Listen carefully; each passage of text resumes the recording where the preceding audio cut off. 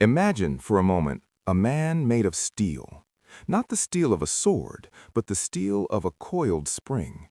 It is 1970. Bruce Lee is 30 years old. He is at the absolute peak of his physical existence. He is not just a martial artist, he is a force of nature. He trains while watching TV. He trains while reading. He trains while eating. He believes with every fiber of his being that he can conquer the world through sheer force of will. He is faster than the camera shutter. He is stronger than men twice his size. He has a beautiful wife, 2 children, and a dream to show the world the beauty of Chinese culture. He feels immortal.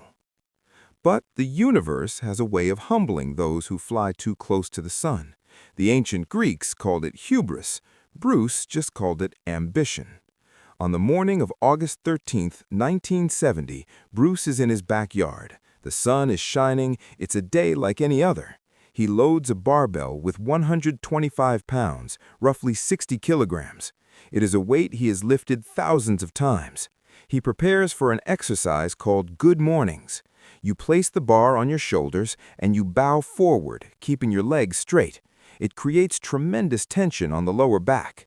He does 1 rep, 2 reps. He feels strong. He is invincible.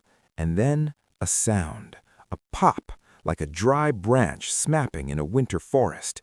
And then the pain.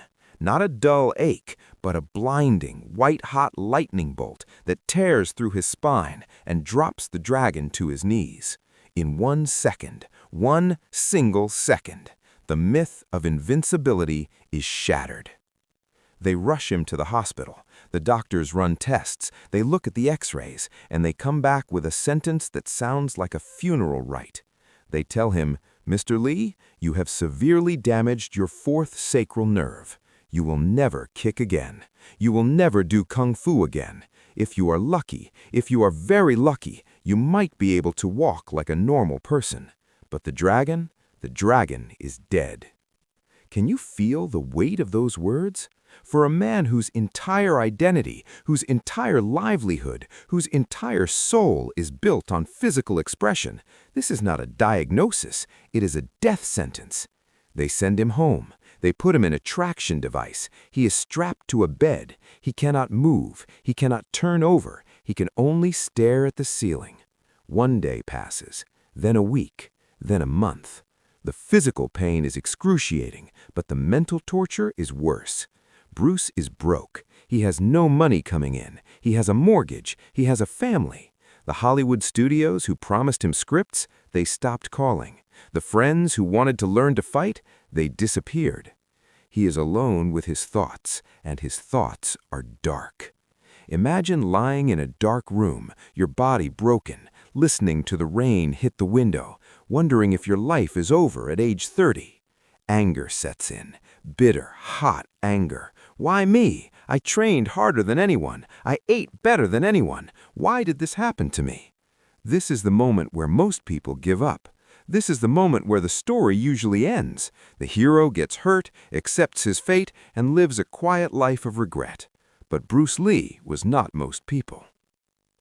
Bruce realizes something lying in that bed. He realizes that his enemy is not the injury. His enemy is his own mind. He realizes that if he stays in this state of self-pity, he will die, not physically, but spiritually. He cannot train his body, so he decides to train the only thing he has left, his mind.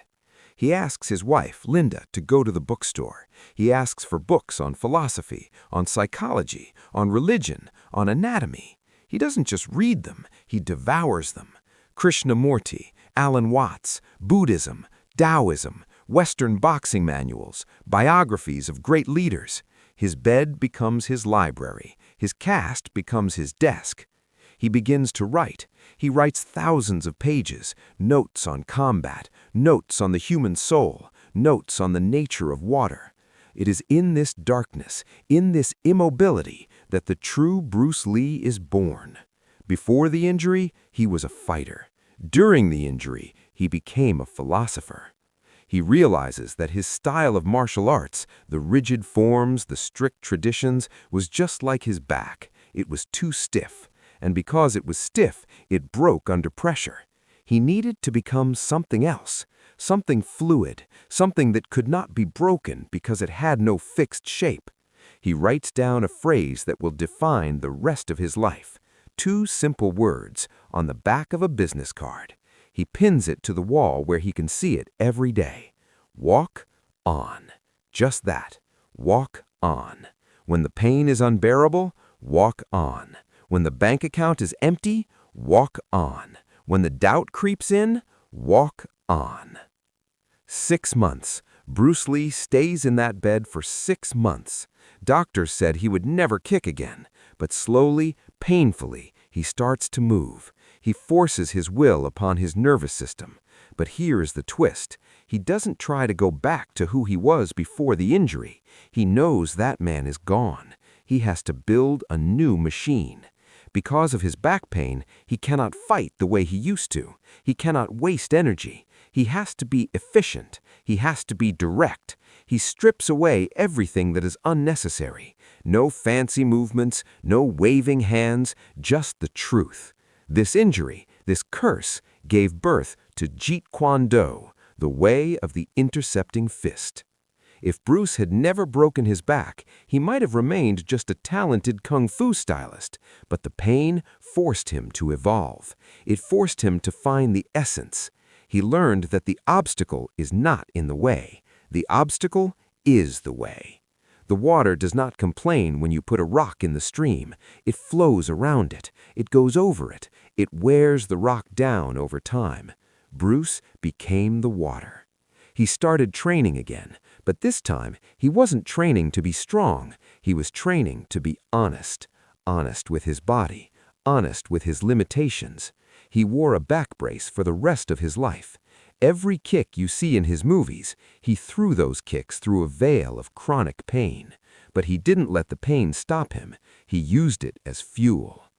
1 year later, the man they said would be a cripple is on a set in Thailand. He is filming The Big Boss, then Fist of Fury, then Way of the Dragon, and finally Enter the Dragon. In 3 years, he goes from a broken man in a hospital bed to the biggest movie star on the planet. He achieved more in those 3 years of pain than he did in his entire life of perfect health. Why? Because the injury gave him focus. It stripped away his ego. It showed him that life is fragile and time is short. He realized that we do not possess time. We only possess the moment. And he decided to fill every moment with absolute intensity. He wrote a letter to a friend during his recovery. He said, "I know that I can create a new self. The great mistake is to anticipate the outcome of the engagement. You ought not to be thinking of whether it ends in victory or defeat. Let nature take its course, and your tools will strike at the right moment." He stopped worrying about winning. He started focusing on being. So, why am I telling you this story? Because right now, you might be lying in your own bed. Maybe you didn't break your back. Maybe you broke your heart. Maybe you lost your job. Maybe you lost your way. Maybe you feel like the world has handed you a diagnosis that says you will never fly again. You have a choice. You can look at the ceiling and curse the rain. You can ask, "Why me?" Or you can look at the wall and visualize those 2 words. Walk on. Bruce Lee teaches us that the essence of life is not avoiding the pain. The essence of life is what you create from the pain. Your injury is not the end of your story. It is the beginning of your second act. It is the fire that burns away the unnecessary, leaving only the gold. Don't pray for an easy life. Pray for the strength to endure a difficult one. The dragon didn't become a legend because he never fell. He became a legend because he refused to stay down. Be water, my friend, and whatever happens, walk on.